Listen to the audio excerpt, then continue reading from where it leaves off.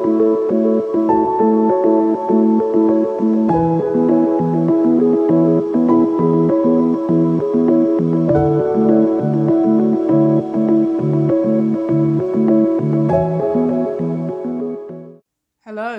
welcome back to my channel. It's been a very long while since I've updated. Life, yeah, life gets in the way, motivation, burnout, all the musings of a neurodivergent. I decided to just give a bit of a quick update, which I was initially meant to do like last year. However, like I said, life happens sometimes, all the time. So I would just like to touch on a few things that's been happening since 2024 until this time now. Let's get into it. First of all, advanced apologies for the delays and absences. The last time I posted a video was sometime last year. I haven't been checking the channel as much, but I know on the day of this recording, I have 20 subscribers, which is an achievement in itself. It's slowly growing. I wouldn't say it's getting there, but it's slowly growing. So what have I been up to since, well, not been on the channel as much?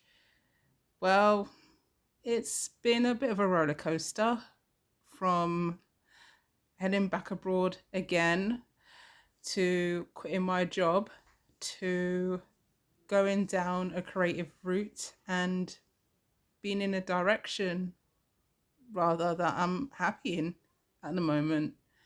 But firstly, I would like to say, if you have not, please subscribe to my YouTube channel.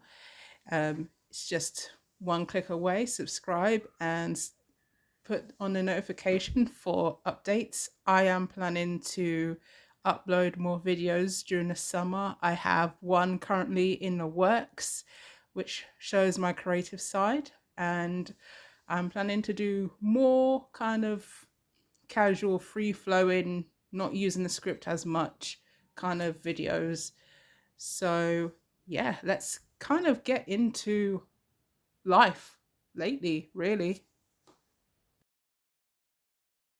In February of 2024, I went back to the Canary Islands. This time I started in Gran Canaria, where I stayed for 5 days until Sunday, which would be the first day of March, when I would sail to Tenerife, where I'll be there for at least 3 weeks. I've been to Tenerife before. In fact, I've lived there for 3 months in 2023, where I attended the local Spanish school. And weirdly enough, I would eventually return back to the very same Spanish school, and I would actually stay with the same host as well. And it was something about Tenerife is that familiarity is very important to me. A place where I could return to breathe, unmask, and just pretty much take things slowly at a slow pace. And that was what I pretty much needed quite a lot. I needed to kind of chill, just wind down a bit. Despite me going to Spanish school and despite out of school hours, I would just go to town, explore, walk around. It was a blessing to be in an environment where I can unmask and be myself without being judged.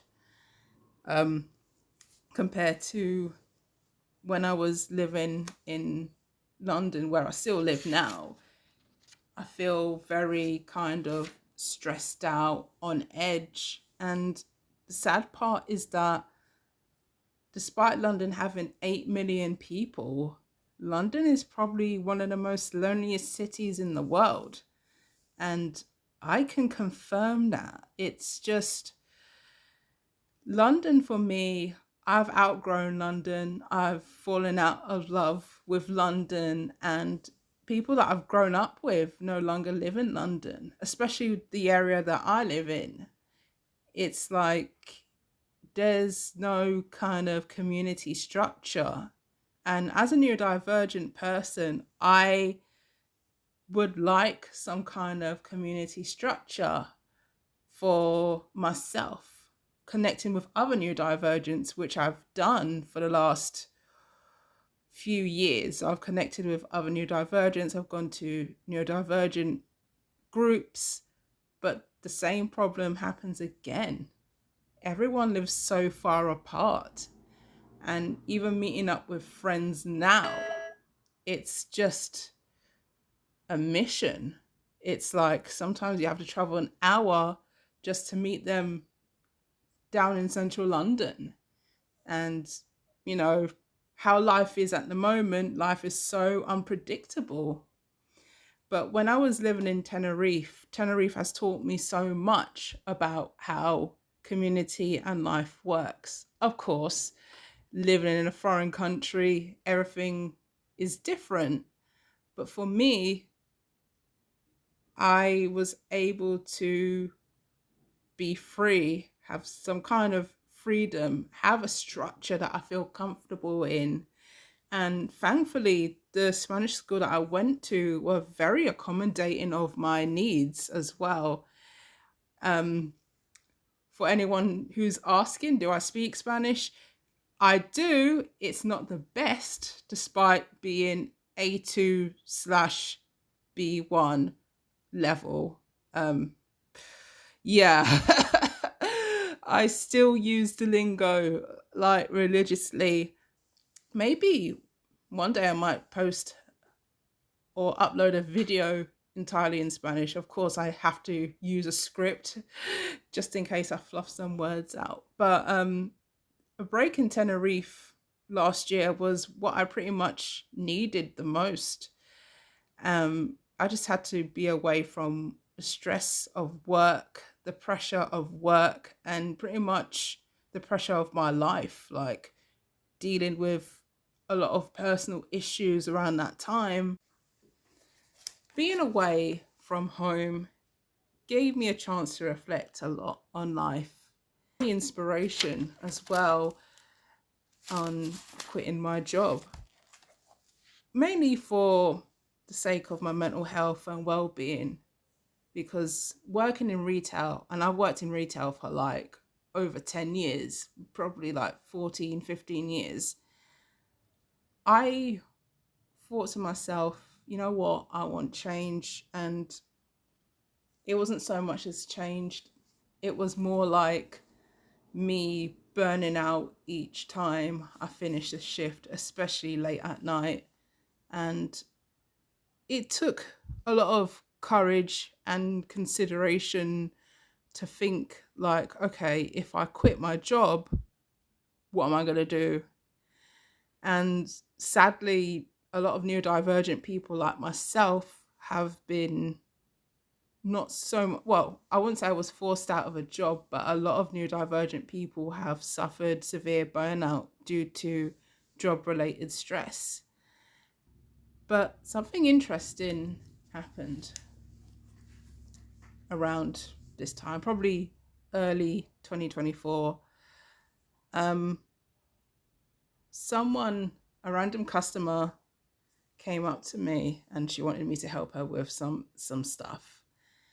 And long story short, she asked me what was my passion, what do I like doing, and I'm a photographer. I've been doing photography for God knows how long. And she said to me, she turned around and she said to me, I don't want you to be at this job, the job that I left. She said that I can do so much better. And she actually said to me, I don't want to see you here.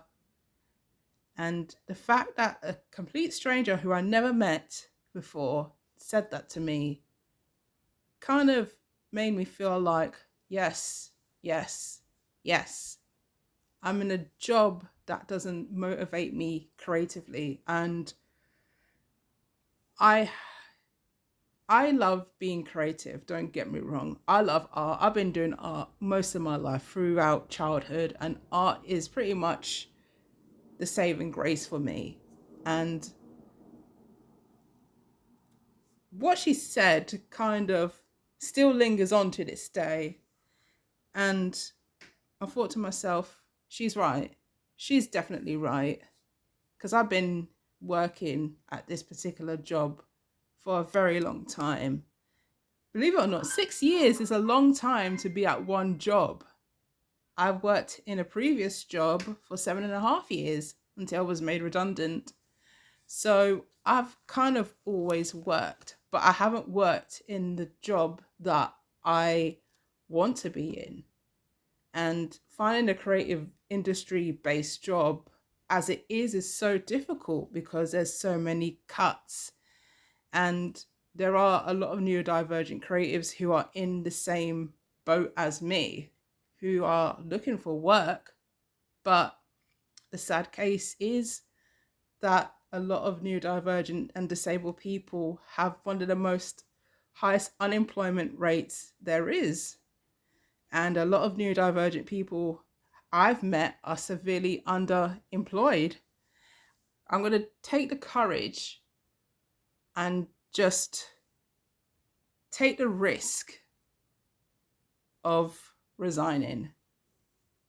And the following month was a sign that I should do it. And trust me, the reaction was very mixed. Unfortunately, for the last year or couple of years, there's been an increase of shoplifting incidents and violence. It made me feel very unsafe, and I've had people concerned about my safety. Even there were times I dreaded going into work because of the increased violence. It was literally not even an occasional thing, it was all the time. And it made me consider, which kind of inspired me to kind of hand in my resignation. I emailed my manager, because the rules are you have to email the manager and the area manager. And I sent a hard copy on the day I was flying out to Copenhagen, which was literally like the chef's kiss. Yeah, hand in your resignation and fly out of Gatwick to Copenhagen. But it gave me a peace of mind, not because I went to Copenhagen, but it gave me a peace of mind that the chapter is closed, it's finished, and when I come back, I won't have much time left until I leave my job. When I do eventually come back, there were rumors, and of course, rumors go around quite quickly. And the reaction from my regular customers was that they were sad to see me go. Like I said, I've been working at this particular place for a very long time, and I've grown a rapport with my regular customers. And, you know, it's hard to move on, but I did this for personal reasons. And I really wanted to kind of seek further opportunities in the creative field. That's what I've been wanting to do for the last 10 years. And I've had customers who are very supportive of my decision. I was sad to go. I was sad to leave, but that's life.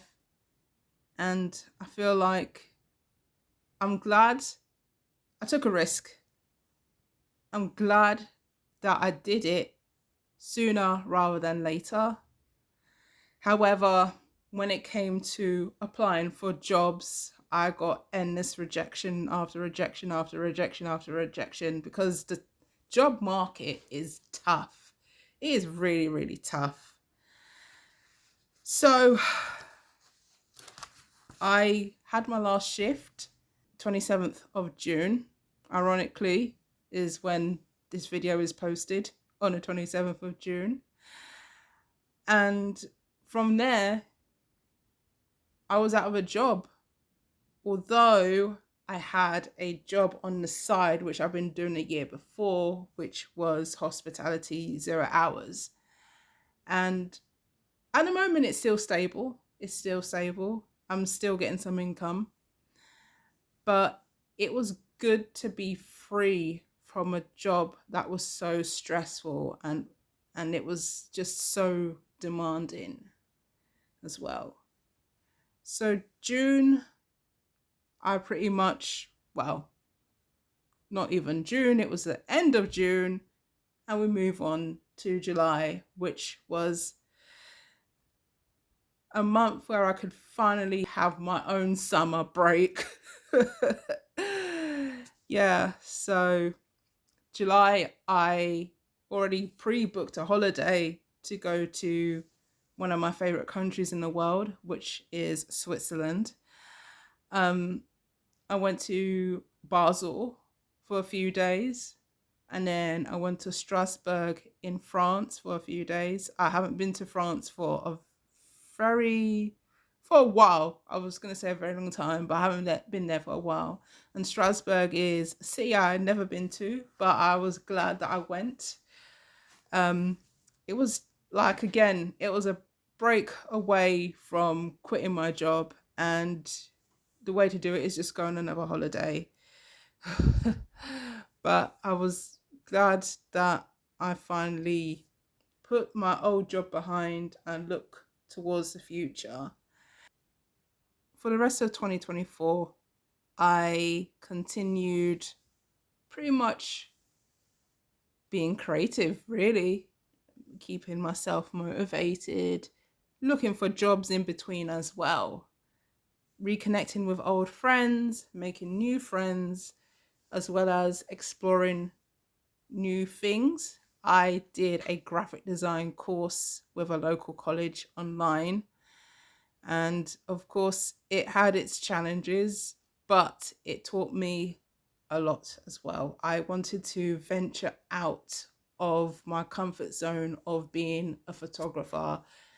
And photography was briefly on the back seat until I kind of got back to it again. So I began volunteering for a charity as well, which I enjoy doing, related to the creative sector. I began doing networking. I began pretty much keeping myself busy while juggling the job search and everything in between. Of course, I did my hospitality job during the Christmas period, which was good. I took advantage by just spending my days going to different cities in the UK. I went to Norwich for the first time, which was good.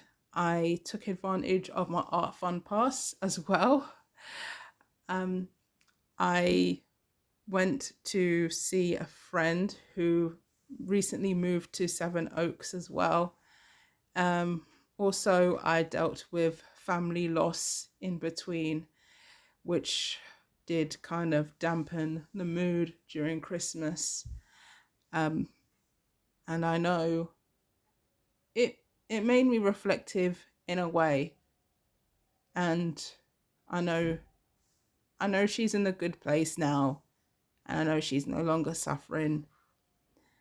But probably it was one of the hardest things to deal with, dealing with loss, dealing with grief, especially someone who really, really was really encouraging.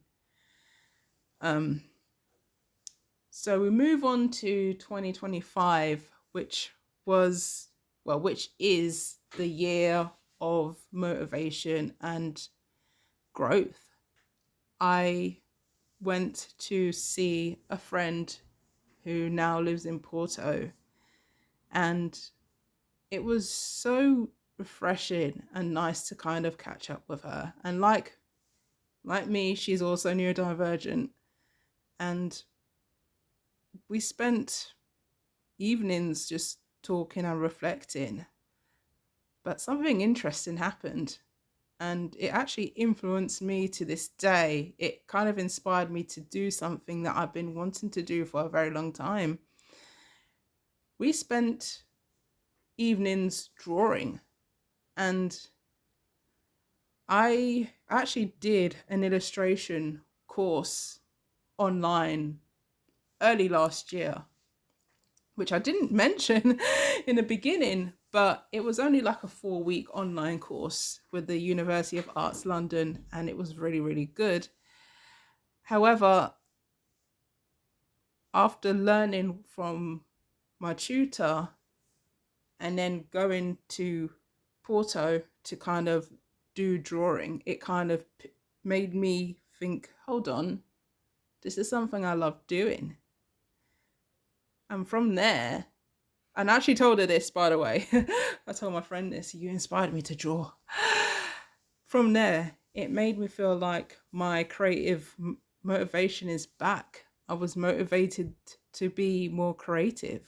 I started experimenting with different pens. I started buying Posca pens. I started buying markers, paints, and everything, and started using a whole load of sketchbooks, which I finish quickly. So it gave me a chance to be experimental, and it gave me a chance to know what direction of art I wanted to go to. And although I haven't drawn, well, at the time of this video, I haven't drawn for a while, I'm always inspired by something. I often, even if I'm out and about, if I see a market stall of fruit, I will take pictures and be like, okay, that's art inspiration. Or if I see cake displayed at Cafe Concierto, I'll be like, okay, I'm going to draw this, I'm going to draw that. But recently it's been more of houses and windows, and it's something that I love doing. And actually, it inspired me to kind of come up with a new Instagram page called The Art of Jannine, which you can follow. And for me to have this Instagram page and possibly beyond, I want to show both my creative side and me being neurodivergent, being a neurodivergent creative is important to me. And going back into the rhythm of being creative, a word that I've repeated so many times throughout this video, I love it. I absolutely love it.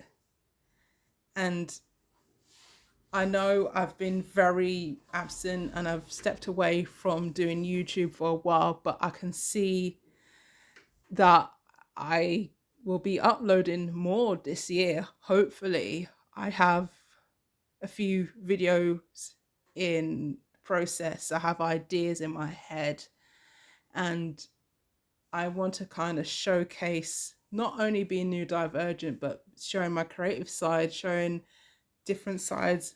And I want to kind of not spread awareness, but educate others on how being neurodivergent is, the depths of it.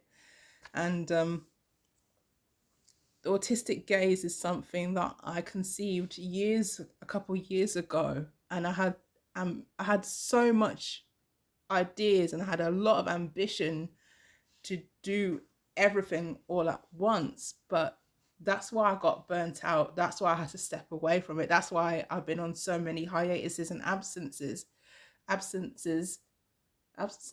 Okay, on a hiatus, been away from it, taking a break, because realistically, I'm doing this on my own. So I'm thinking, okay, how can I maintain a YouTube channel without burning out? So I will try and do pre-recorded videos in advance and upload them when I feel like I can figure out a schedule. But for now, I just wanted to give you the lowdown of what's been happening in my life. Although it's a crazy year now, it's been a year since I left my job. And I actually look forward to the future, and I look forward to, you know, uploading more now. So thank you for those who reached to the end, and please, please, please don't forget to subscribe. And I hope to see you in the next one. Take care. Bye.